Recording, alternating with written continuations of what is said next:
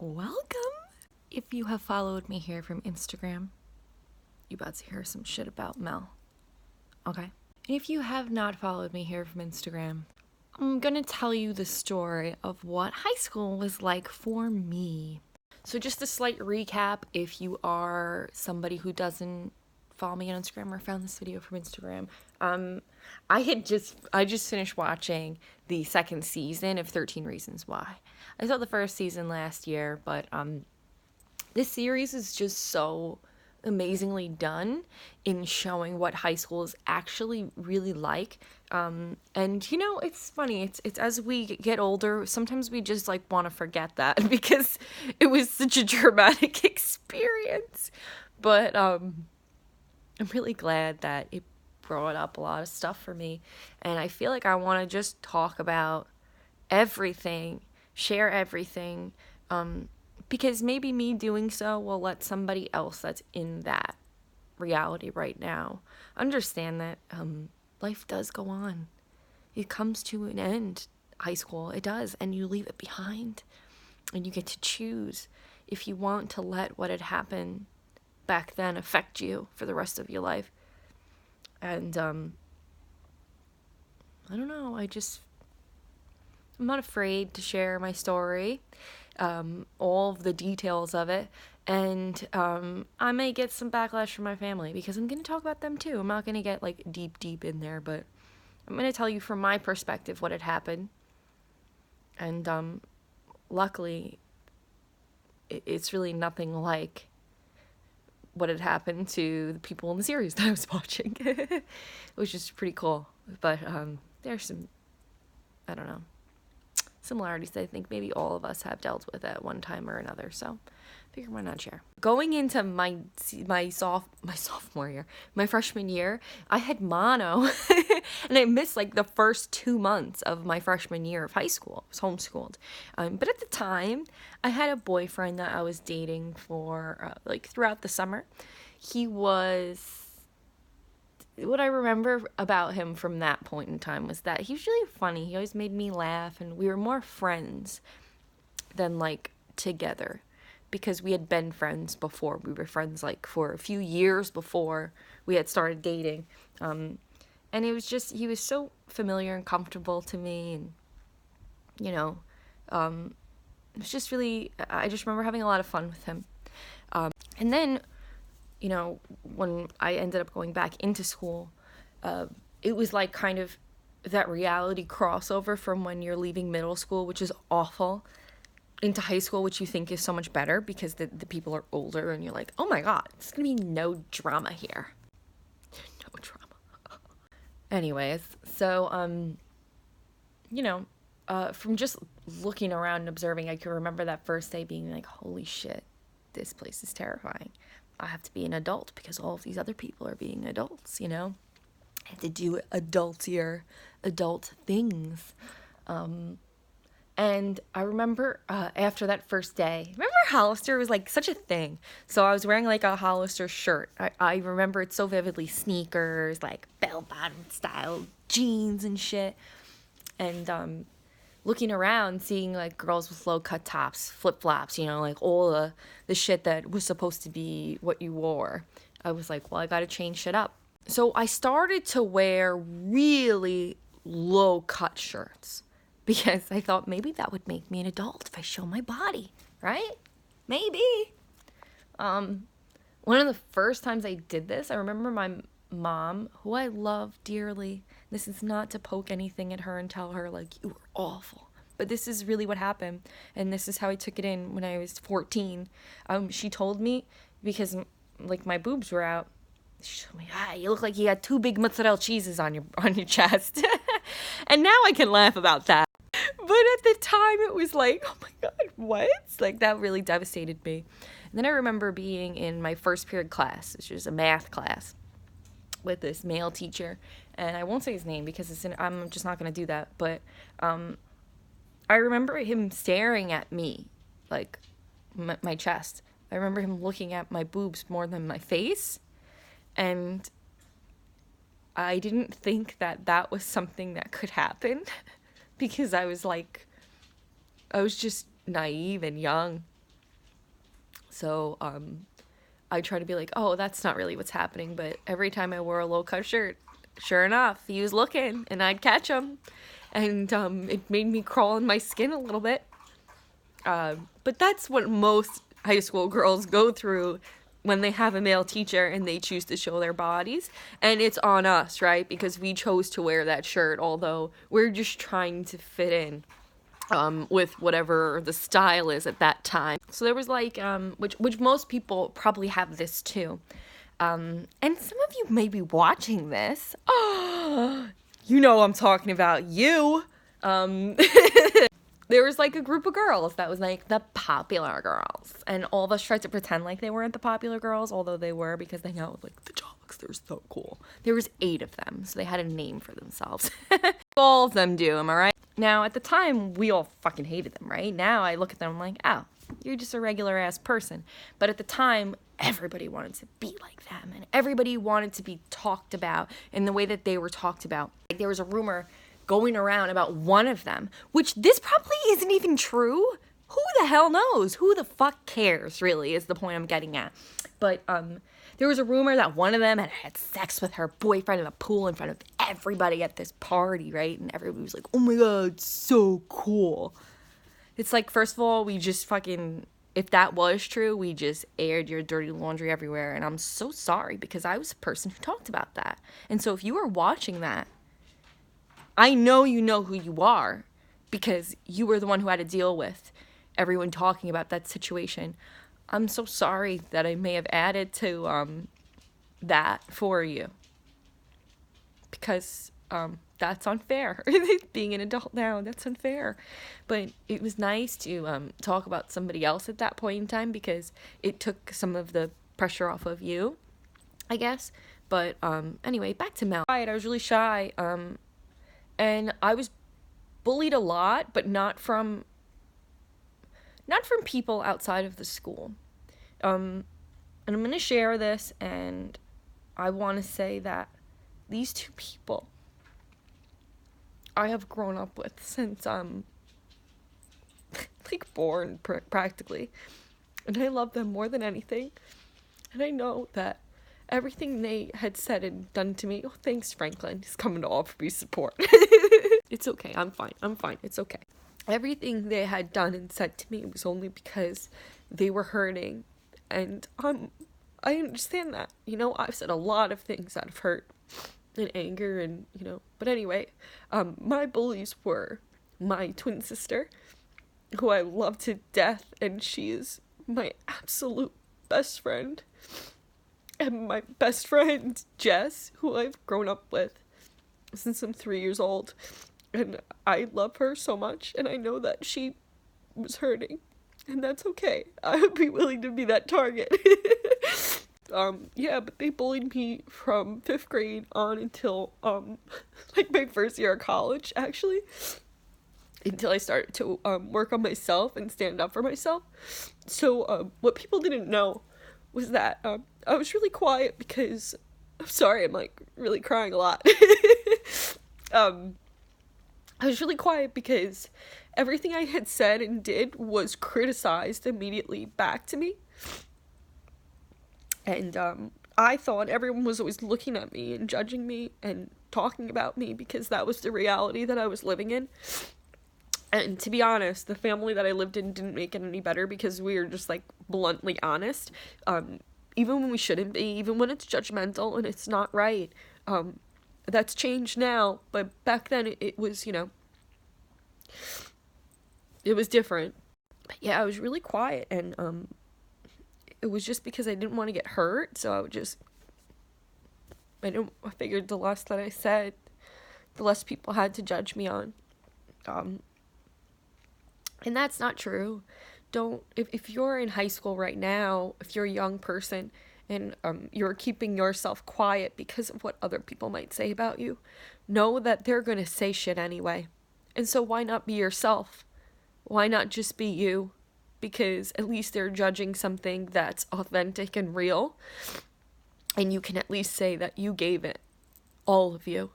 And I can't say that, you know? But anyway, moving on. I was dating, right? I really, like, he was so sweet and funny, is all I can say. But there came a time where, with the pressure of my bullies and sort of the crowd I was hanging out with, because we started drinking a lot. Like every weekend we were drinking in the woods, because like our parents wouldn't let us drink. We were 14, but we were drinking in the woods with a lot of people all the time. And because of the pressure that was put on me, I was 14. I felt in my head that, you know what would be great and would have people, maybe think I'm cool? What if I had sex, right? 18-year-old logic. So I had made the decision to do that, based on what I thought others would think of me if I did, as if they would think of me in a positive way. I was cool. I was doing what, that group of girls was doing. Maybe I could be talked about like them. And so I made that decision when I was 14 years old. I remember,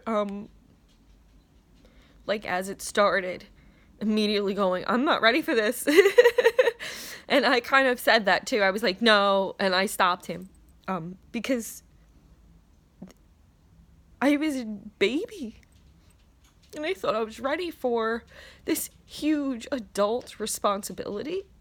And I understand that if you're in high school, you may feel like you're an adult, but you aren't. I'm sorry, you aren't. And you may think you're ready for something like that. And physically, sure, maybe your body can handle it, but your emotions cannot. You are not there emotionally for something that is that big. And it was, although he was so sweet, I was terrified after that, and I was so scared of what was going to happen and who was going to find out. And we had left a party, and so we went back to the party when I was like, I can't do this. And I told my sister. And then everybody knew. Because he had told people, that's what you did. In high school, you told people shit that had no business knowing you were shit. Pretty much, I think the whole school knew about it after a certain point. And nobody said anything to me. Nobody bullied me, called me a slut or anything like that. But there were definitely whispers. And my dad found out because somebody had passed a note. And for some reason, it found its way back to my sister, and she had taken it home, and it fell out of her binder on the floor. And my dad picked it up and read it. And I'll never forget kind of what he said to me. And, I'm sorry. He picked me up, because we used to hang out at this pizza place after school. It's like where everybody went, to this pizza place called Torello's. He picked me up, and he was, crying hysterically. It was the first time I've ever seen my dad cry.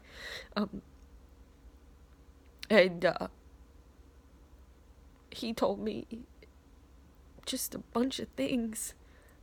He placed a bunch of judgments on me, which I understand. I'm not a parent, but he was in pain, and he was hurting for me, because that was something that I should have waited for, and I didn't because of other people. And, what he doesn't know is that the words he said to me still,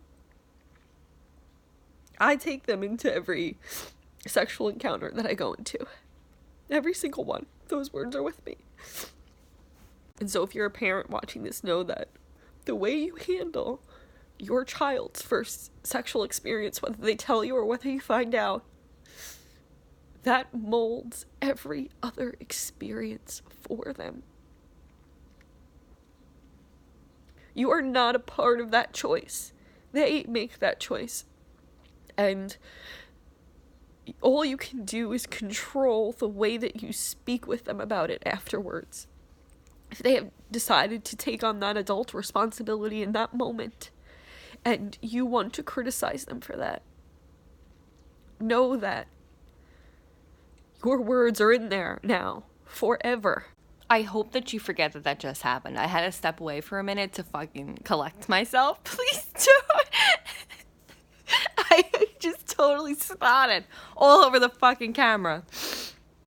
Okay, moving on. Well, not really moving on. I still want to talk about this. My dad really slut-shamed me. Told me I was a slut and whore, and when a parent says that shit to you, you take it to heart because they've given you everything inside of your head up until that point, so why wouldn't you, right? And I love my dad. I love him so much, and I know that he didn't really mean that. He was just angry. But I got it from my brother too, those words, and maybe other people. I don't know. I tried not to listen after that point. But anyway, after that whole experience and everything, it kind of ruined the relationship that I had with that person. And so I really hurt them because I was really hurting. I did something that I shouldn't have done, and I'll just tell you, I guess. Why wouldn't I just fucking told you so much shit. Why not just tell you what happened? So after that,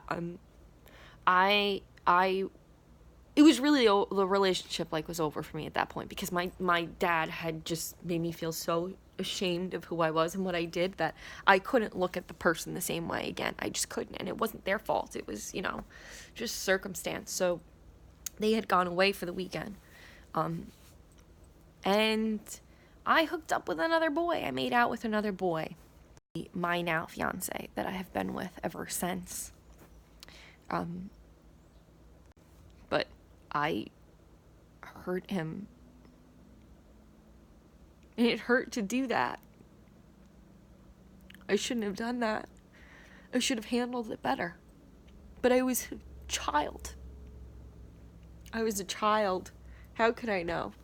And so, years and years and years later, like literally last year, so it's been like 8 years, I carried that around, that feeling of guilt, that feeling of, I know I did wrong, and I never apologized. I never let him know that it wasn't him, it was me and my family.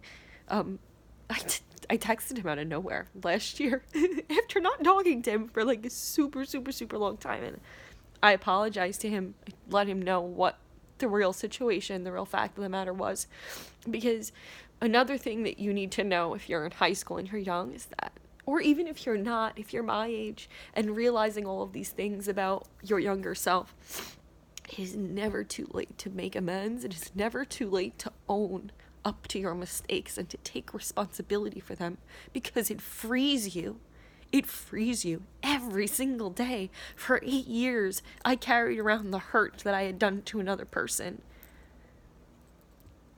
And when I was able to own that and say, yeah, I hurt you and I'm sorry, even though you don't think about this anymore because it was so long ago, I do. And I need to let you know that that was not right.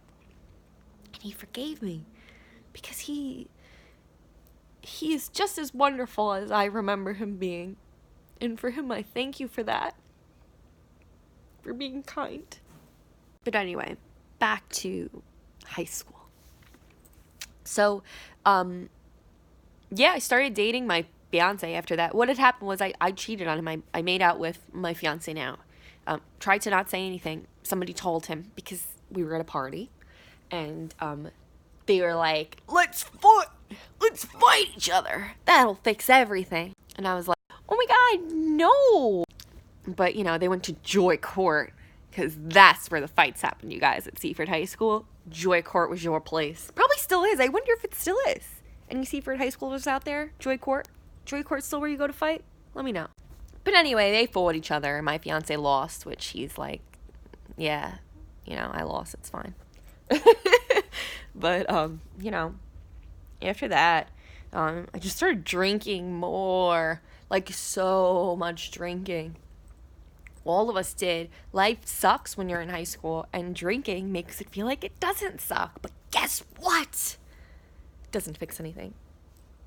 Doesn't. Really doesn't. It also doesn't make you cool. Like, if all the other kids are drinking and you feel like, oh, I should drink because everybody else is drinking. It's, like, very unnecessary. You don't have to do that. Also, a little tip for you guys who are trying to fit in but, like, don't want to do bad shit. First of all, you don't need to fit in because fuck those people. They're not even cool. But also, what I used to do is, like, hold one beer and, like, nurse that shit and be like, yeah, this is like my 6th one. Like, when I started to get a little more secure with myself because I had a boyfriend for a while. Because apparently that's the only thing that makes us high school girls feel secure, having a boyfriend. Am I right? But anyway, yeah, just a lot of drinking. I started smoking cigarettes. I'm, being mean, talking about people, spreading rumors, because I was so hurt that I needed to hurt people. I needed to hurt them because then I was less hurt. But you know what? It made me feel worse and worse and worse about myself when I did that, because I knew the things I was saying, whether they were true or not, it wasn't my fucking business to talk about somebody else. It never is your business. I don't care who you are and who you're talking about. It isn't your business to talk about somebody else. Move the fuck on. Talk about yourself only. Okay? And in a positive way, preferably. People assumed I was like an easy fucking cheap bitch. For real. My across the street neighbor had told my friend Jess, the one I had mentioned earlier. She told my friend Jess's mom that I was being promiscuous in the woods with the boys. I'm like, didn't like that shit. She didn't want her hanging out with me because I was a bad influence. I wasn't, At that point, I was in high school. I dated 2 boys. And the second boy, I'm marrying him. Who's promiscuous now? Huh? I almost said your name, bitch. Fuck you. I was a kid and you judged me. That goes to show a lot more about you than it does about me now, doesn't it? But, moving through high school after that point, after having my little, like, woo, shit show, I tried to be the judger, the silent observer, and the judger. That was my goal, because if I could be silent, nobody would have anything to say about what I said. And if I could judge others, they wouldn't look at me. And being who I am now, realizing this is who I've been all along, I wish that things could have been different. I wish that instead of talking about the person sitting alone, I could have gone and sat with them and talked to them and gotten to know them. Because I was quiet. I was the kid that was alone a lot of the time. I would sit at a table by myself. There were study halls and lunches where if I weren't with my sister or my friend, I was alone. I was sitting there. And luckily, every once in a while, the girls that everyone would call, like, the nerdy girls, the girls that, like, ooh, they were so sweet. And they'd always invite me to sit with them, and I did. And to those people, thank you. Because you were courageous enough to do things that I wasn't. And I appreciate that. And I do want to let you know that even when I left you guys, I was still mean behind your back, and that's fucked up. Because you were so kind. But that's what we do in high school, right? That's what makes us cool. Being mean. So, years went on. You were there for 4 years, right? Things continue to happen kind of in that manner, It's funny, too, because male teachers, those assholes have some balls to do the things that they do to young girls. And it's fucked up. I had a teacher once, and I guess like a string from my shirt was hanging on the back of my pants. And he goes, oh, Melissa, you got a string on your pants. Let me help you. Let me get it off. And he fucking takes it off for me. The string was on my ass. And he got a little pinch in there. I thought I must have been overreacting, but I didn't say anything. I thought, oh, I must have imagined that. I didn't imagine shit. Unfortunately, some men can't control themselves when every man should control themselves, because we are children in your care and you took advantage of me. Cool. Not as much as some other girls have been taken advantage of. Thank God for me. But still, fuck you. Fuck you. You are not a man. Anyway, as high school went on, shit at home fell apart. My parents got divorced in not a good way. They were really vicious, like in front of us too, towards each other. And I started going to school less and less because of the depression and anxiety, on top of my spiritual gifts sort of coming into their own. It's like I could walk into the room, feel all the feelings of my peers times 10 of my own, and just run away. And the teachers judged me for that. The school judged me for that. The counselors in the school judged me for that and told me, like, oh, you should just stay. Like, you know, I was failing every fucking class. I wasn't doing homework. And instead of saying, Melissa, is everything okay? Is something going on at home? They told me basically that I was a bad student. They failed me. They didn't give me an opportunity to make things up. I didn't say anything because I was quiet and afraid of being judged. And they took that as I was a bad kid. I remember the way they would look at me. Because I used to wear, again, I was trying to fit in. I was wearing low-cut tops. They would look at me like I was this cheap piece of shit. Instead of asking, why is it that you feel you need to do that? Or, you know, telling me something else. I don't know. But nobody said anything. Nobody said anything. Nobody did anything. Why this series, like, really fucking hits home with me, too. Because that's so true. Of course, nothing I've gone through compares to what happens in that series. But shit like that happens everywhere to little girls and boys. Everywhere. And guess what? The teachers and the faculty everywhere do nothing. Nothing. Bullying, tolerance shit. They do fucking nothing. And they don't ask you the questions that they should ask you. No teachers knew what was going on with me until my mom took me in and kind of like fucking told them. And even then, they gave me a hard time. A really hard time. I almost didn't graduate because of one fucking point on a test. I almost didn't graduate. When I walked across the stage and I opened that diploma and it wasn't in there, I thought, fuck, it's not over. I have to go. I have to keep doing this. Luckily, I had one really kind teacher that was like, I'll give you the point. And she did. And I graduated and I was out of there. And it was so freeing. But in the meantime, in between the last 2 years of high school, I had decided to go to cosmetology school because you could do sort of a career program. So you could choose like culinary, cosmetology, auto mechanics, whatever. So I chose cosmetology because my mom had been in the hair business and I was like, oh, sure, it'll be fun. Shit got way worse from that point on because it was just a room full of very catty girls that I kept trying to befriend, and they were really cruel to me. Nobody wanted to talk to me. I was like weird and, outcasted sort of. And I was like, it's me. There's something wrong with me. I'm wrong. There's something wrong.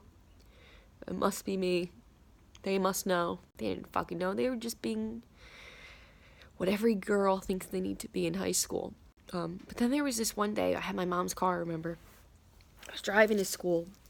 I get to cosmetology school, and one of the girls, sort of like the loudest girl in the class, like the one that led the pack, I'd say, she was crying outside of the gate on the phone with her mom. Mom, please pick me up. Please, Mom, I can't do this today.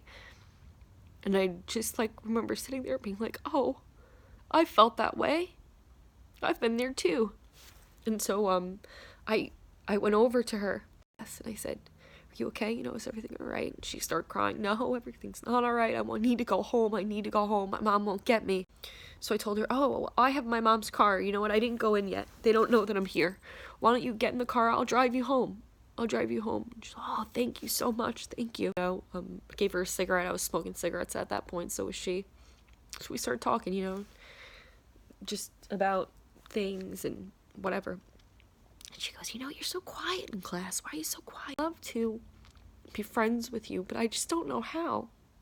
I don't know how to approach that. Tomorrow when we come into school, I'll say hi to you, I'll bring you over, I'll introduce you to everyone, and you can hang out with us, you know, because this is so nice that you did this for me, you know. Next day, I was so excited to go to school, to go to Cosmo, because I was like, oh, this is the first day where it's gonna be like I have friends.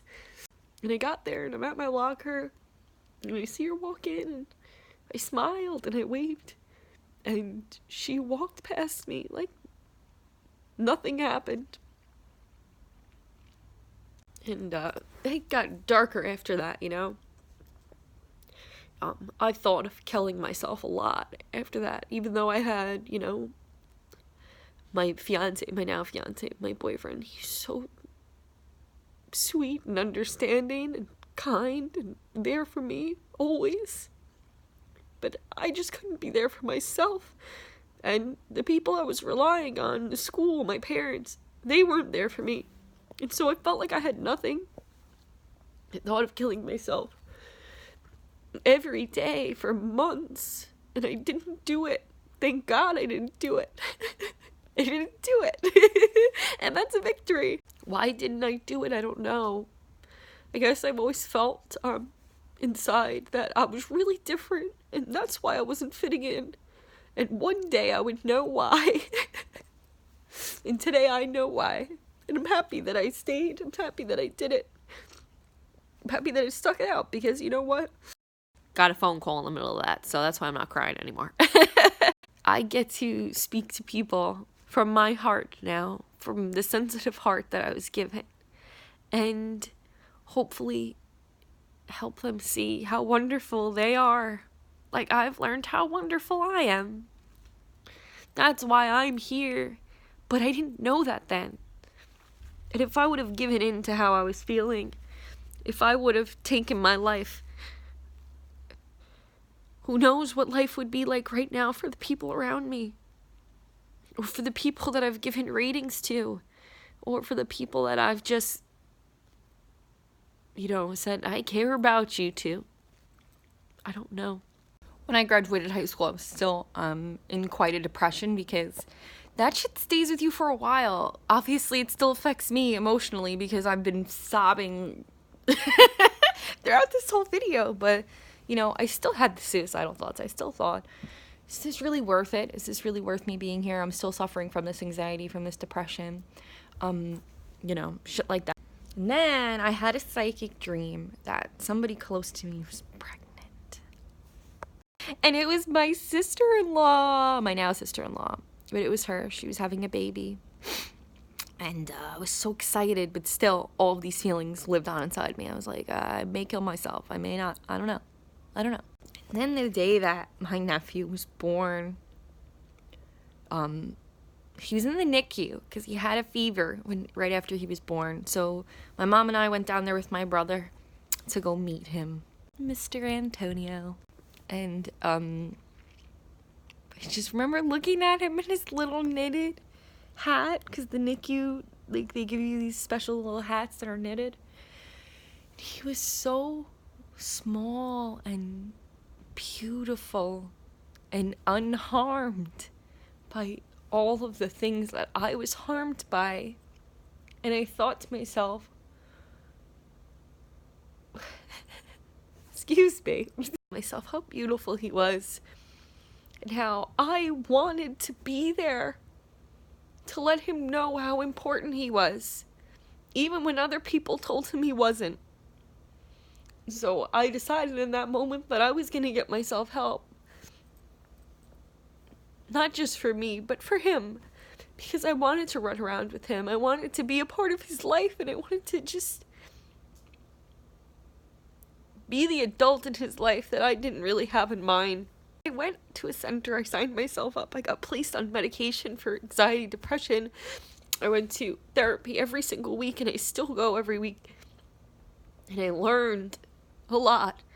And to this day, I just came from therapy yesterday, and I re-examined something I looked at years ago, and I saw it in a whole new light. And that's why you should never stop wanting to better yourself, because you can continue to learn from the past.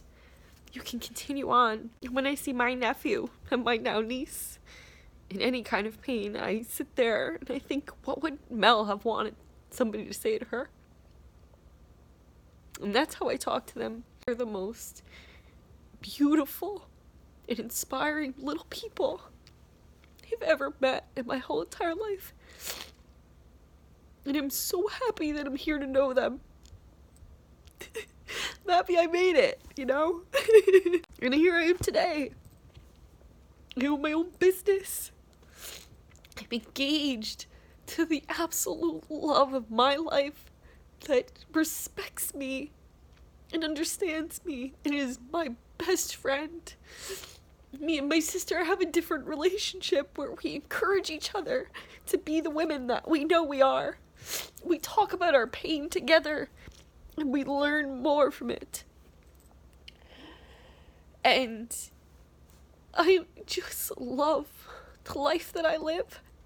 I'm so incredibly lucky to have gone through the things that I went through in high school, because all of the cruel little parts of it made me the compassionate, understanding person I am today. And now I'm here to help you see the same in yourself, with Source and Spirit on my side. And I am just,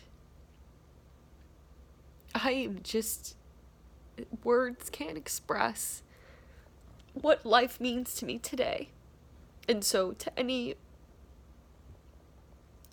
in that high school age phase, whatever, anyone who's still in a thought of maybe life isn't worth me living, know that you're feeling that for a reason, and that's your call to help. Get yourself help, because it is out there. I've been to so many therapists before I found the right one. And I have the right therapist. She is amazing. There's no shame in getting help. Whether you're male, female, doesn't matter. There's more to your story. Let there be more to your story, so that you can give yourself the opportunity to be the amazing person that you were from day one. I know that you lost your way a little bit. I know that other people can get in your head and tell you you're something that you're not. Sometimes they really make you believe that. Sometimes those people are your parents, or your siblings, or your friends. But nobody knows you like you know you. And you will get through it. It will be over. And then you can change the lives of so many others who are like you, and let them know that they aren't alone either. And so that's my story. I know it's super long, but I don't even expect all of you to watch this. Really don't care. This was more for me than any of you. I love myself. I love my story, and I'm proud of it. Proud of every little bit of it, even the mistakes. And I hope that you can look at yours and say that you're proud of yourself as well, because there's nothing ever to be ashamed of.